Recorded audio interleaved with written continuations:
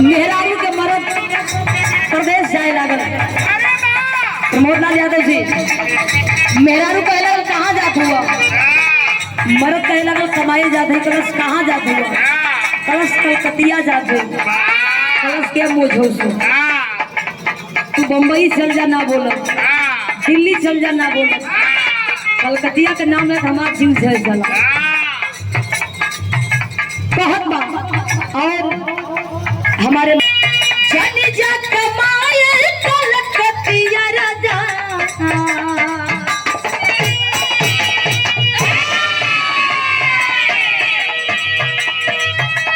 जानी जा कमाए कलकतिया राजा, मार विसवतिया मतिया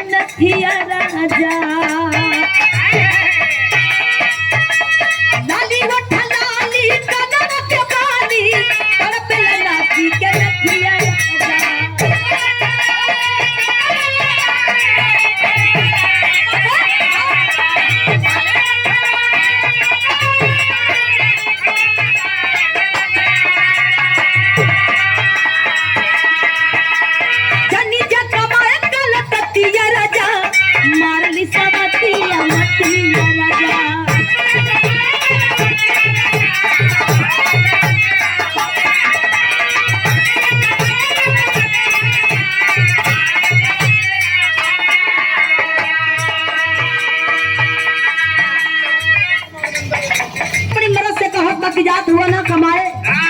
देखा कलकतिया जीव तो वही बंगलिनिया पीछे रह जीव, लेकिन जौन प्यार हम दे, जौन दुलार हम दे, वो बंगलिनिया नहीं दे। कहत कैसे